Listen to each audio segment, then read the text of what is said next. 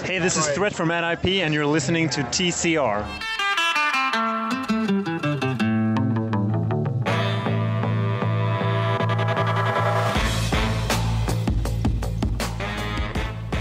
Hello, and welcome everyone to another edition of The Center Ring, aka TCR, aka your favorite esports podcast. Episode 51 coming to you live, pre-recorded from an undisclosed location. The date, February 22nd, 2017. The time, 8:50 exactly, p.m. That is. We have a pretty good show for you today, if I'm not going to lie. In my personal opinion, it's probably the best one yet. The milestone of episode 50 is wearing off, but we're still riding strong. I'll be your captain on this tour of esports, Tour de Esports. My name is Tim, but my co-pilots, my rocks, my first mates, Lover 1 and Lover 2. The brown sugar, the white knight. We have Brett. Brett, hey, what's up? What's going on, man? We got a Nuge. Hey, buddy. You boys ready for 51? Yeah, let's do this thing. Born ready. Well, good. Because we had Dreamhack Vegas happen last week. We want to give our thoughts about that. We're not going to break it all the way down. I feel like that gets kind of old, and there's tournaments every week. It's not like things are changing that much. But we do want to give our thoughts on that. I want to introduce a new segment called the Salt Mine later on. A safe place where any of us can just have a retort. Basically bitching. Just complaining about things, but it's a safe place here in TCR. But as always, I want to start the show off with a little bit of e-news. Our, weekly segment for news that just doesn't quite make the cut to be a full segment. Starting with e-news, I have for you Want to start with some Call of Duty? Do it. Yeah. All right. So we have Call of Duty here. They actually just last episode, they did their MLG Atlanta Open. Well, Call of Duty just did their Paris Open in Paris, where Optic Gaming was able to avenge themselves, taking the grand finals against FaZe. They 3-0'd them.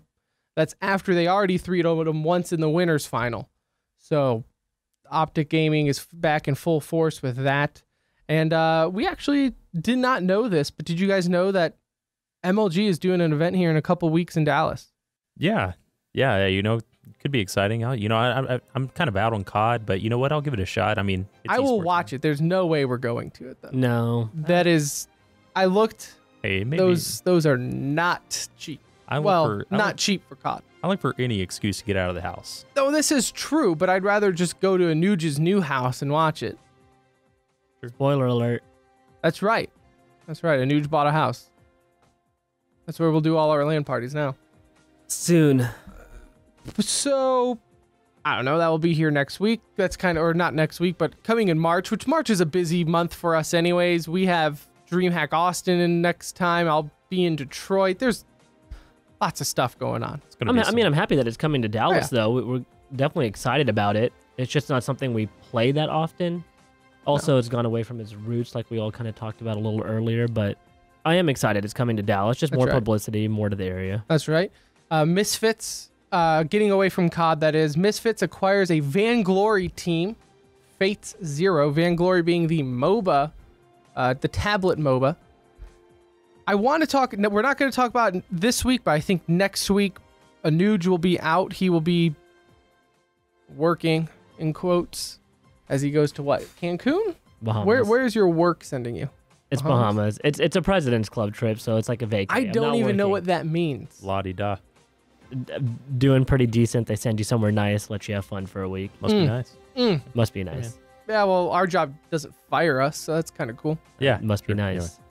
So I want to talk about mobile esports. That's going to be next week, because these organizations, man, this is after some other big teams bought into a Vainglory team.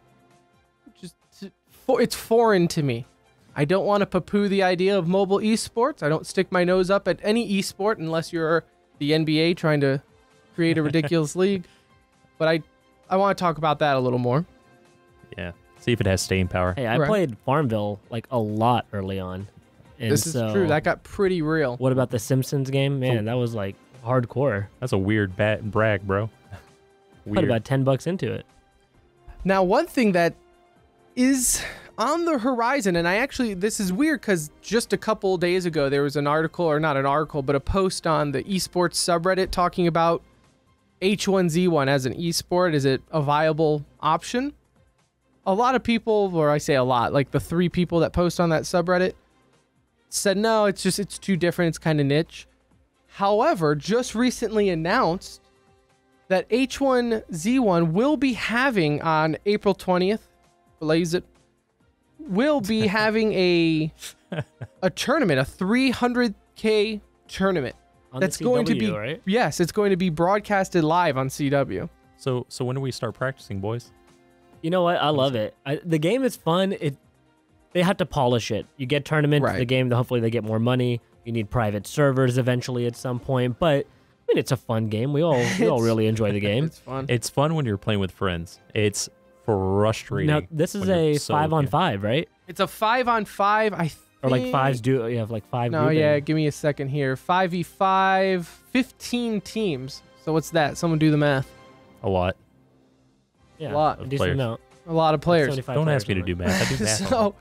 So yeah, it's going to be on CW. This is not the first time, though, CW has ventured into esports. Last year, they did a Mortal Kombat show for the Mortal Kombat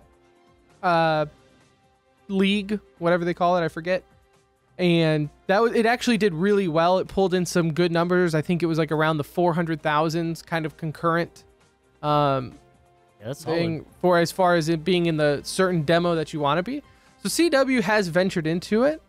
This is going to be live, though. The Mortal Kombat thing was not live, if I remember correctly. It was kind of a recap. This is live. Everything there. Are you gonna watch? Oh, definitely, yeah, dude. If it's for sure esports on TV, I'll watch. Like, I'm not a big League guy at all, but if League of Legends was on TV, I would definitely watch it. I support esports on TV, no matter what the game is. Are you excited about it? And I do like H1Z1. Right. I want to see how pros play it, because I'll tell you what, when I play it, it's probably not. There's zero strat. It is. You're not dropping those 30 bombs like you do in CS? No. We might make it. Me and Brett do 2-mans all the time, and we'll go an entire game without seeing one person because it's our play style. We will sit in a house until the smoke moves in, and then slowly work our way through. Way forward. Oh yeah, we're vultures. We pick up the scraps that people leave behind and then move on. So I am interested to see how a competitive, and it's only 1 hour. It's a 1-hour match. Oh, good.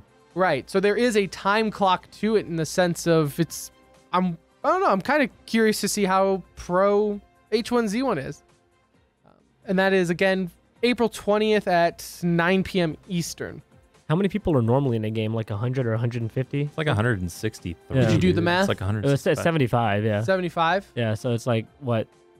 I think it's 100 people in a normal game. Or 150, I mean. I wonder if there's going to be different settings or anything for being pro. That'll be neat. I'm glad they picked it up and are giving it a chance. I mean, I know Echo Fox got involved with that a little bit also previously, if I'm not mistaken. Yep. So I think there's interest there. According to this article on PvP Live, some of the teams that have already been announced to join is Echo Fox, Rogue, Panda Global, and Denial. So, I mean, that's notable franchises being involved with an H1Z1 tournament. Live on TV. I don't know if any of the Counter-Strike fanboys are a bit bitter that, look how much work it took to get Counter-Strike on TV. And then H1Z1 and... You pick up anything that's trendy. Well, I think CW definitely has the room for it, right? Yeah. Like, what are they going to do? Not show replays of the Arrow? Well, One Tree Hill. I don't know that show. Move on. I mean, that was like back in high school. I don't think... I haven't watched the CW since then. The young listeners do not know what One Tree Hill is. Back in high school for you, it was college for me. Well, okay, that's even him. I'm the youngster on this show, man. No, so that's pretty dope there on April 20th. Be sure to check it out again. Esports on TV. Support it. no matter what it is. Now moving on to CSGO, which will kind of just morph right into our discussion as far as the coach's role in CSGO, because before it was always, what was it? Well, now you have certain tournaments kind of defining that role. Peacemaker is, for now, staying with Optic through Katowice as their coach. Same thing with Hiko, right? Hiko is not officially on the roster. He's trying out, filling in, whatever word you want to use. And that's both through Katowice. So, my question to you both, Dreamhack just finished. You just had the E-League major not too long ago, so we've seen both sides of this coin now, where any Valve-sponsored tournament is not having coaches in-game. They can only speak, Brett, refresh it, you know it more. Only during timeouts and halftime. Okay. Yeah, so not even like for between Valve rounds. Sponsored. No, not even between rounds. No. Yeah. Only during timeouts and halftime. Man, and how long is halftime? I've never minutes. Yeah, I've never given it 2-3 minutes. I don't know. Thought to pay attention. Yeah.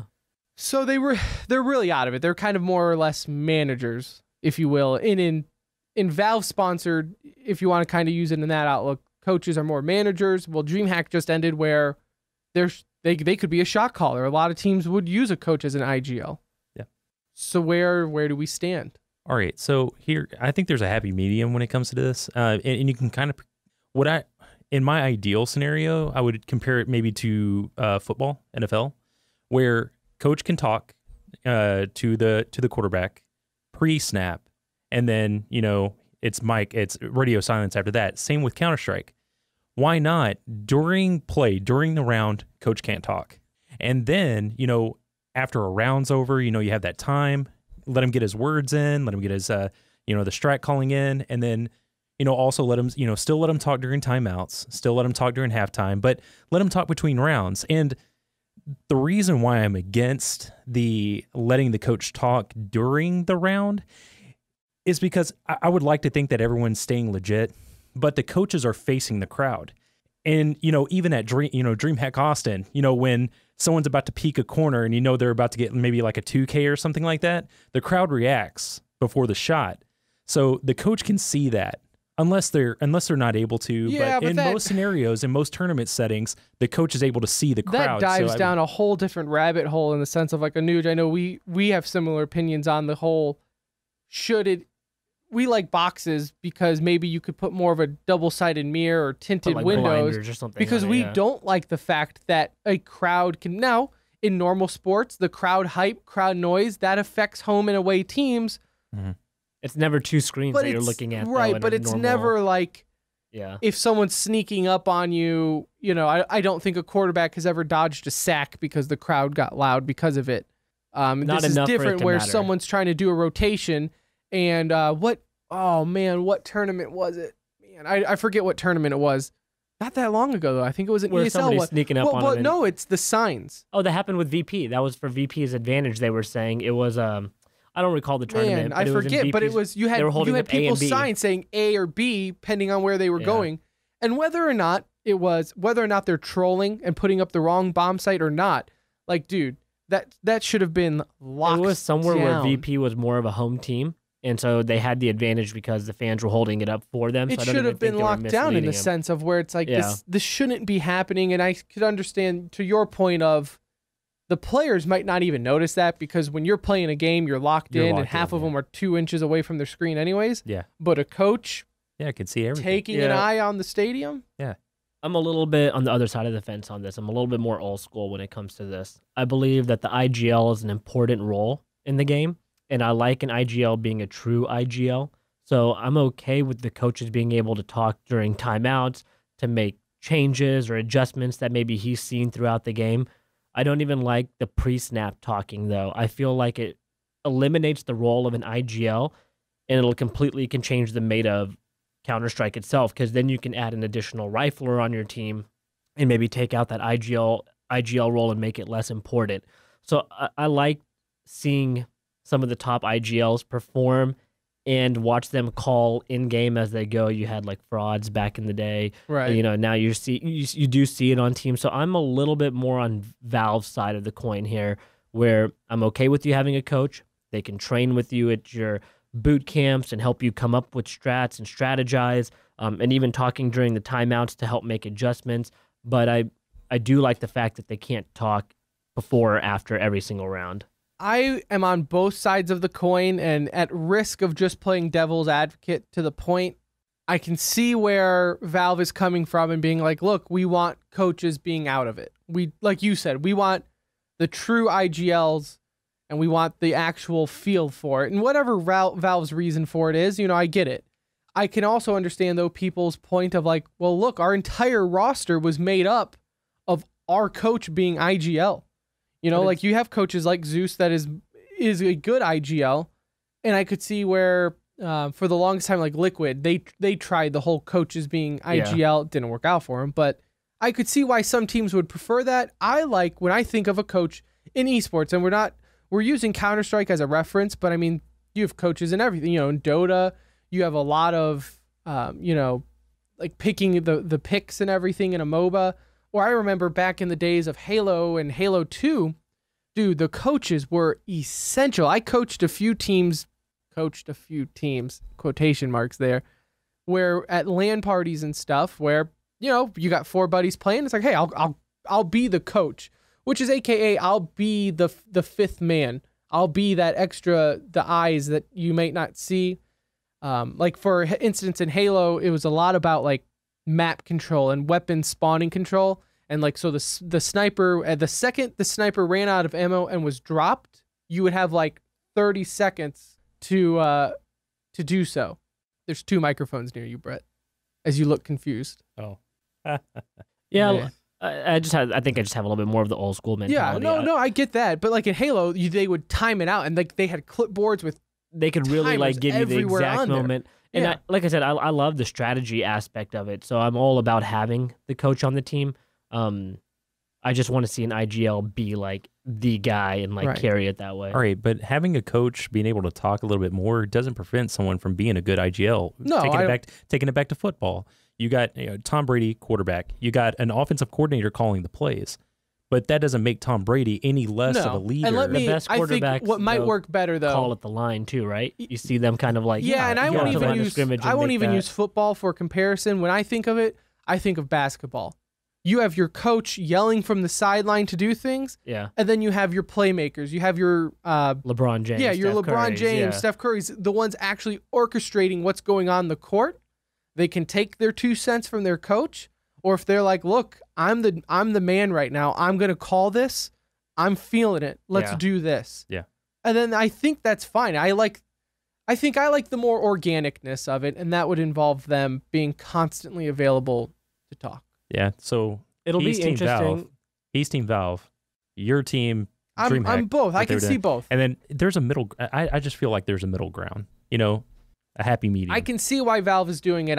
I like the more organic flow of having the man involved. And I'll tell you the good thing about this is still a fairly new esport. It feels like, right? It feels like Counter-Strike kind of started over with global events, even though it's been around forever, right? Even the last 2 years. Yeah, right? This really picked up. I think the game still feels fresh enough to the public audience where making a rule change now is like okay, right? Yeah, Valve has never had to experience as much public backlash to changes as they've had in the last 2 years. Oh yeah, because players were bitching. Yeah, because people have made their rosters, like you said, based on it. But the game is still new enough in the esports scene where if they want to make a rule change, teams will adapt quickly. Right, and somewhere where I don't agree with Valve in the sense of I remember when their statement came out of saying, hey, no more coaches for our events. And their reasoning was, or one of their reasonings was because they designed Counter-Strike to be a 5-on-5. Yeah. Our competitives are 5-on-5s, our casuals are 10v10s, because it makes no sense and we hate you. So if we can't have a coach in competitive mode, we don't want to do a coach in, that it's just the way it's always been. It's the way it's always been. Yeah. I don't agree with that because look, pros are completely different. There's also different settings in pro matches compared to competitives and all that. It's just different. So I don't know. I don't agree with it as far as that excuse goes. To say that, well, it's a 5v5 game. Team Valve always wins. Remember that. Well, they They will. I mean, Great it's oversight. their events. You know, Lord Gaben will definitely have his final say in anything. So, I don't know. I think it will be interesting to see. I think you're right. Valve is always going to win, and you won't see a change. We've seen it with like the banning of iBuyPower, right? Like, how many times have people been like, "Oh, they're gonna play again. Valve is gonna lighten up this year, guys. It's been almost 2 years. Oh, it's almost been 3 years. Like they're gonna lighten up. They're gonna lighten up. No, they won't. No, and on top of that, you know, kind of bringing up the same topic here, but with the IBP ban, there's other leagues that could technically allow them to play in the game, but they choose not to because Valve has made its stance on it, right? And they don't want to isolate themselves. If you want to think about it, any league, I mean, they could even play in DreamHack for the most part. It's just no team will have them because as soon as it gets to a major, they can't do it. Then you're done.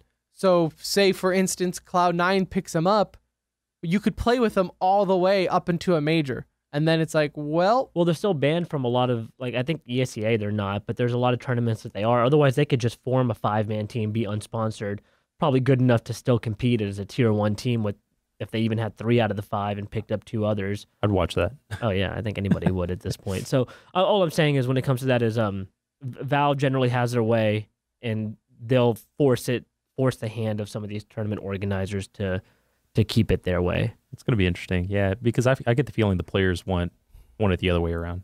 You get that feeling. Valve doesn't care what the player wants. No, I think it's a give and take, but for DreamHack, like we've seen it.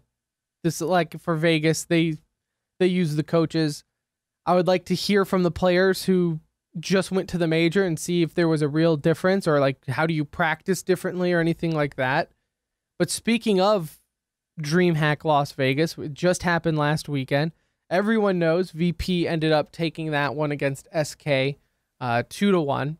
It was a awesome tournament, very good plays. I mean, the fact that VP came second in the major, and some old man trash talking on Twitter, which is always entertaining to see him trash talk, just because it's like, man, we're almost the same age, but at the same time, they're also like a dad, so it's kind of funny to see. It was a good tournament. I mean, what was your guys' thoughts just overall on DreamHack Las Vegas? I mean, obviously, to point out the obvious, the crowd. That was an issue. Yeah, I guess. There was no crowd. But you know what? And I've told you this several times since I have been to Vegas twice. I could think of 100 other things I would rather do in Vegas than go and watch a CS game. If I was in Las Vegas during that event, I would go watch the semis and the championship. But there's so much to do. It would be hard pressed. Like, so for example, we went to Austin, DreamHack Austin last year. We're going this year. It's going to be like our yearly guide trip. We're going to go to Austin for DreamHack. Come and find us. Yeah, for real. If you're going, let us know. But it's Austin, right? Like, it's cool. We can still hit the strip at night and get pizza and get wasted, and Brett gets asked for drugs.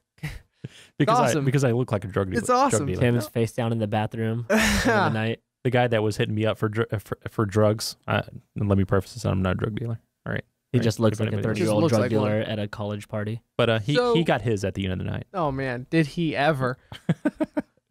But it would be hard pressed for me to be like, "Yo, bros, you want to go to Vegas for the weekend? Oh, by the way, do you want to sit and watch a Counter-Strike tournament or anything for like 9 hours every day?" Like, no, it don't even include Counter-Strike. Football, right? Like, do you want to go to a football game every day for 9 hours? You know, I've kidded, no. Because they're, that hockey team is going to be in Las Vegas now, and I'm like, you know what? I'll go and watch a hockey game. It's hockey in Vegas. Let's 3 hours out of your day. Yeah, it's 3 hours, right? Yeah. So I mean, that I could do that, but oh my god, I think this was just cool for the players and the name. The scene was awesome. Now I do want to throw this out there, okay? Because I know a lot of people are saying it was. I haven't found one attendance count yet. Because towards the final, it started to look a little full. But still pretty empty. Yeah. Now, the MGM Grand Arena, where they were playing at, does hold about 17,000. Okay? That's a lot. It's a lot. Like, that's asking a lot to sell out. Then, like, for example, MLG Columbus, which I was there. I was in Columbus in person to watch it. We flew up to go see it. That had roughly a little over 10,000. I would say anywhere from 10 to 12,000 people were there. Now what they did, it's like a normal like hockey arena or basketball arena, like the American Airlines Center, and they cut it down long ways, like hot dog style. So you have half the stadium being used.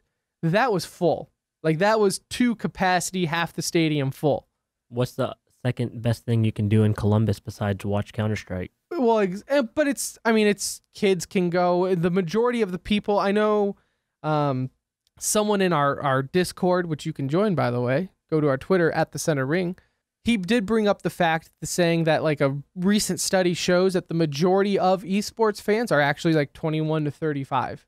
And I agree. I'm surprised by that, especially going to a live event. I believe he said that article was also including just viewership in general, though. Yeah. So that's a little skewed to when you're looking there. But even then, like we just said, like who's going to get a group of their buddies together and then you go there? I know Evo, which is a huge fighting tournament that happens every July. That's in Vegas, and that will sell out the stadium. But that's been doing it for years after years after years. And we all know the fighting game community is weird. Like they will totally go to Vegas to watch that tournament. They're not going to hit up the Strip. Let's just say No, that. I mean, I knock love on the them. fighting game No, community dude, because we we love love you you guys. kidding? We're The part of fighting it. game community is amazing. They are amazingly weird. They're just a dedicated yes. bunch. No, Yeah, dude, for sure. they are, and it is awesome. But it's also like that is Evo. Yeah. Evo is Vegas. Maybe throwing they can build counters, that over time, you know, potentially, but Right. It's they'll the always first get time. the big names to go. It's the first time. Yeah. I will shut down the people saying that it's because it's NA. There was no NA teams in the stadium. That's ridiculous. Yeah, no. And that bothers me because it's all about where you're holding the event. All right, so you go to a soccer match. See, I'm getting so mad that I'm ripped just off throwing your my headphones, headphones. man. All right, you go to a soccer match and let's just pick Dallas. All right, national team playing in Dallas. I watched it on TV. There was nobody there. You go to Seattle, that place is packed and they're crazy. It's all about where you're holding the event. Not all NA fan is treated the same. We're a big country. Yeah, We're pretty spread out. like I can't wait for that event in Dallas because I guarantee you that it'll be packed. It'll be packed. Are you talking about which one? I'm talking about ESL. And there was ESL. quite a Yeah. few NA teams. I mean, you had Optic, Complexity, But none of them made it to the Cloud9. stadium. Yeah. None of them made it to the stadium. But even then, though, I mean, Liquid did in Columbus, but it's not like you buy those. You buy those tickets first before you even know who's there. Yeah. And I could tell you, like, okay, so no NA team made it there, but are you telling me that esports is to the point now where we're just not gonna watch a VP versus SK finals because it's not NA? Like, no, we are not that casual yet. Like, if you watch Counter-Strike, if you watch Dota, you're watching because it's going to be a badass game. You're excited for the between best top teams. players. Yep. You're not watching it for a team. We've discussed it. Half the people don't even have favorite teams. They just follow a player or the best teams, and they just want to see a good match. Yeah. Yeah. So to say that just seems a bit odd to me. It was I just mean, something else to complain about for NA. I'll wake up. ultimately. I'll wake up early to see anything. Like if I'm into it, I'll wake up and watch it. Huge Manchester United fan. I wake up at 7 a.m. on the weekends just to watch Manchester United games because I'm a fan. I'm going to do the same with esports. I'm gonna wake up and watch those matches. I don't care what time they are because I'm a fan. Right. So as weird as it was actually really uncomfortable to see the the player introductions into the stadiums. Did you see them? Yeah. It was so uncomfortable to watch, like a little bit cringy. Yeah. Because it's like you could tell the players were like, "This is ridiculous." Like there's like just let us go. 40 people here, and it's just weird. You got all the smoke and confetti going everywhere, and yet there's like But- 100 people I thought watching. the You know production who- though was pretty Oh, it was- good, no, you know. And it was- then I thought well, and like, what can you interviews, do? You know, interviews Yeah. that came out of there, I thought were solid. There 'Cause were a you- lot of good interviews that were done. Yep. Yeah. And, Yeah. I mean, I liked it. You know, during I thought after Smix did a really good job she did. dropping the F-bomb. dropping the F-bomb, which is Yeah. so jarring, but all right. So going back to the production value, I liked it. I digged it. You know, the lights and bomb explodes. You got the flames going up in the air. That's a and- Dreamhack bit. Yeah. Dreamhack loves to have Yeah, pyros when the bomb I explodes. dig it though. I dig Oh it. yeah, it's awesome. I do, man. With Smic, maybe I think it's what it is. So we don't really swear on the show or go too racy on here, but I work in radio. Like one of my normal jobs is working on air and radio, so you just don't swear or anything like that. So when I see it like in esports, it's just so jarring. It's just it's a stop down to be like, whoa. I saw that live, and I casual F-bomb. Okay, Smix, I see you. I know, right? And you know what? And props to Dupree. Dupree just kind of ran with it. He didn't like look at her like, what? Different world, man. Yeah, he was just like, yeah, okay. Different world. Right. Now, I did want to introduce this one segment here where it's called the salt mine. Okay, so bear with me. It's a new idea here, but it's basically where, in this instance, I can vent, retort, whatever. But during the segment, I can basically just be as salty as I want and deal with it. It's a safe place. It's a safe place here. And we also have that in a Discord, too. Yes, we also have it in our Discord, the salt mine. just go and rage all you want. So this is what I'm going to be salty about today, okay? In Dreamhack, it was Cloud9 versus NIP. Okay, they were playing Cash. This was the third of a best of 2, right? Yes. Yeah. This was a winner-takes-all kind of bit here, all right? Round 19, the score was NIP on T side, 11, C9 on CT, 7. Pretty close. All right, things could happen, economy breaks, things can swing over. Cloud9 making it to the stadium. I feel it. I got my C9 shirt on, sleeveless, of course, because that's how we roll. And then all of a sudden, it's 3v1, right? The Cloud9 gets it. The only person left, it's on Cash, A site. Freiburg plants it default, 3v1. Pumping my chest as a Cloud9 fan, especially knowing Brett is a NIP fan, and I already have my text locked and loaded. The second Cloud9 comes back, I'm going to shoot off like 20 text messages, just rubbing it in, right? And I think you knew this too. Like, I think we both knew, like, damn it, whoever loses this is going to hear about it. Yeah. And then all of a sudden, out of nowhere, stream's down. Okay. Stream's down. It happens, whatever. Computer, maybe somebody hit something, right? It happens. Well, after about a minute, 42-minute delay, it actually wasn't that long of a delay. It felt super long when you were watching it live, but it really wasn't that long. The Dreamhack crew did an amazing job to get everything back up and running.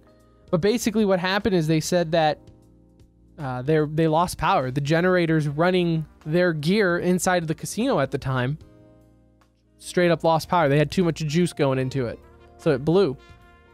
So they fixed it, came back. By Dreamhack rule, and this is where the salt comes in, just pouring on the salt. By Dreamhack rule, they are replaying the round. Rules, Tim.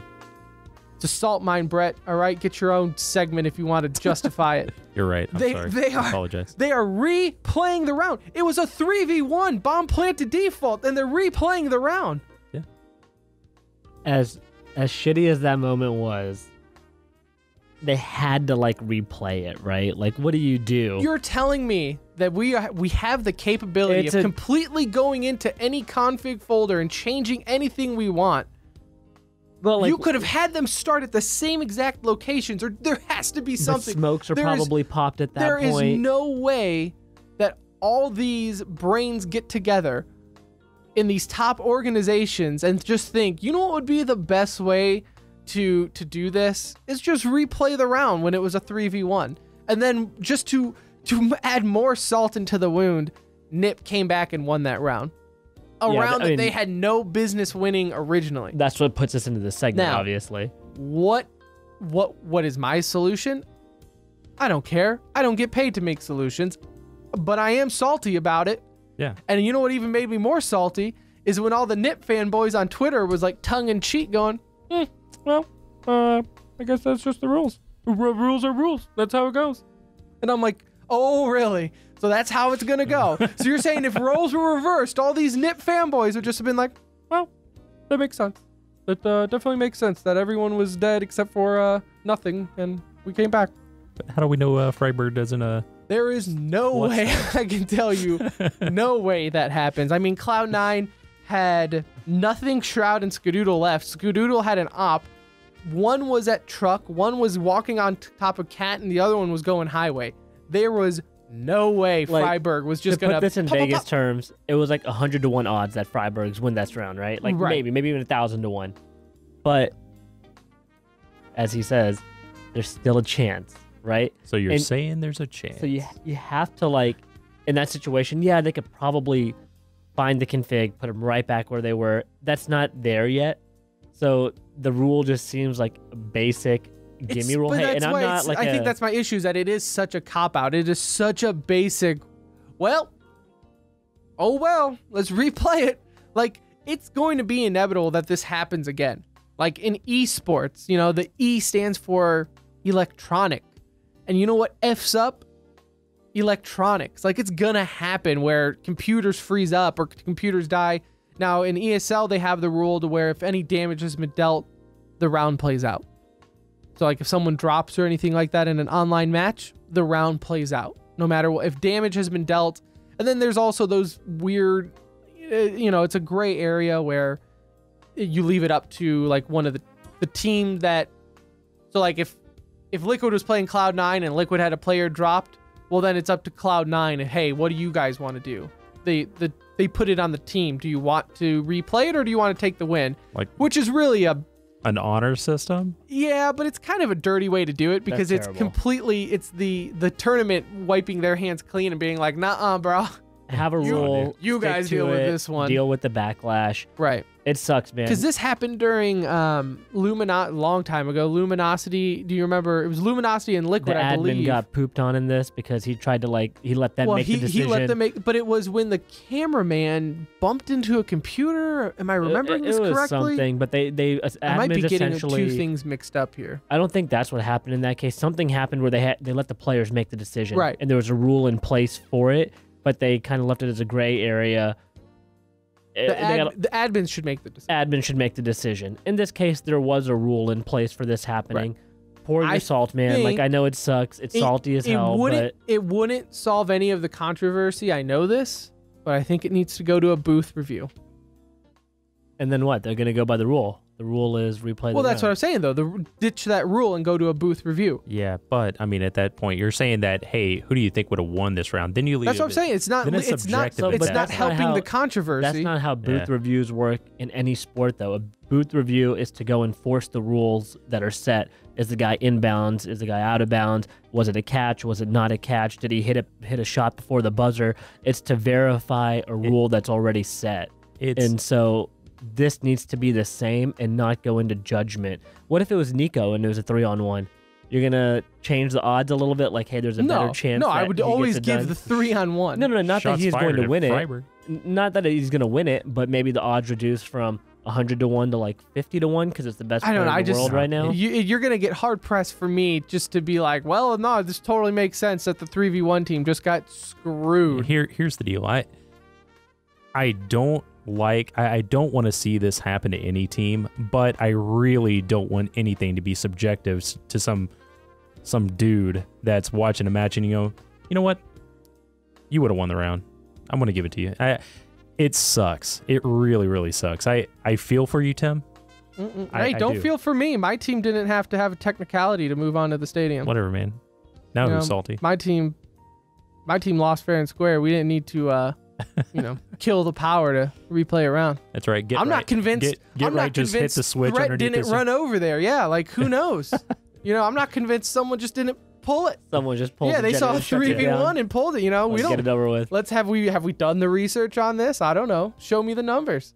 Threat was actually busy coaching in this event, though. That's just if it was ESL, he could have done it. Yeah. Right. Well, that's jokes on you guys. I figured it out. Like everyone's talking about no NA teams in the thing, but I'm a fan of a team that never makes the stadium. So I never have to worry about an empty stadium. And I'm a fan of a team that is still struggling. And they have to cheat. So whatever, man. More power to you. Okay. That's the salt mine, gentlemen. How was it? I liked it. I liked it. I thought it was pretty good. We need to do a better job of making a more safer place. Yeah, I know. I felt like you guys were... You can't go like overly salty when one of the teams is Brett's team, I felt like you guys were attacking me. It was justifying. You said we could retort. Yeah, it was more of a rhetorical statement. Rhetorical. Rhetorical statement. Rhetorical. I'm sorry. Look, I'm just salty that it happened to me, okay? That's really it. If it was any other team, like if it happened to Liquid, I'd probably just laugh and be like, damn, that sucks. Well, welcome to the Salt Mine. Let Well, us know what you yes. think of that segment. You're free to stay. Also, you're free to join us on Discord. Go to our Twitter at The Center Ring. You will see the link there for all of our social media information, and the Discord, you will have a Salt Mine section in there. You know? Someone does you wrong, go ahead, bitch about it. It's your safe place. We also discuss Counter-Strike and life, and We're playing games. You can join us at any time. this is true. We're always there. We actually have a server now in CSGO. Finally. It's a little 10-man server. Just search up TCR. You should be able to find it there. Set for 10-man. You can also vote for a 1v1 map. We'll be in there from time to time practicing nades, throws, anything like that. We're on the gear, boys. Get ready. So if you want to, join in on the server, maybe you want to look at some, theory crafting, some nade throws on Inferno. Hit us up. We will be able to do that and let you have that outlet. Or if you got 5 buddies, bring it on. Yeah, we'll 10-man all day. Tim, what's your Twitter? At Pirate Mushroom. I like So, it. Go Thought you check should that get some out. publicity. You do a good job on here. you Thanks, know? man. Thanks. And you are at SpiffyVR, and Brett is at Dallas Homer. Spiffy _ Oh, VR. _VR. My bad. Everything Whoa. was taken. You diva. And the show's Twitter is at The Center Ring. Our website, www.tcr.gg. You can go there to check out all the latest episodes, latest YouTubes, which is the latest episodes. But hey, sue me, I'm not creative. Soon. There's a little contact us there. We would love to hear from you. That goes directly to my email, and I do respond to them. That's really all I got. We will be back next week for episode 52. When I say we, I mean Brett and I. We will discuss the mobile esports. We'll talk about Rocket Some League, Overwatch. possibly. Rocket League. Some, we're mixing it up next week because Anuj isn't here. So we can do that. He's not going to yell at us in the pre-show meeting and boss us around. So, thank you again for listening. That was TCR, aka The Center Ring, aka your favorite esports podcast. Let us know what you think on Twitter again at The Center Ring. Until then, we will see you next week for episode 52. Deuces.